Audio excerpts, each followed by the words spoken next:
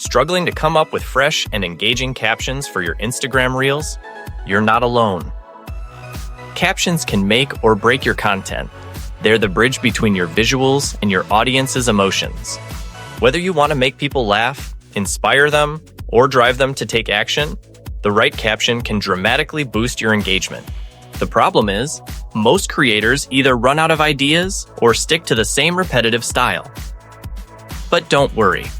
Today, I'll show you how to use ChatGPT to effortlessly generate captions that grab attention, spark conversation, and reflect your unique style. Let's dive right in. First, decide on your Reel's purpose.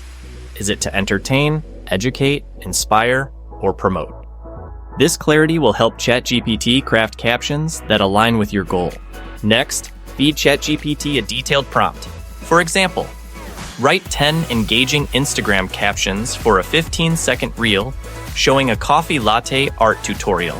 Include puns, questions, and calls to action. The more specific you are about your tone, funny, motivational, informative, the better the results.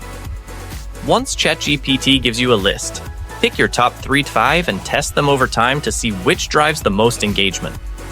Don't be afraid to tweak.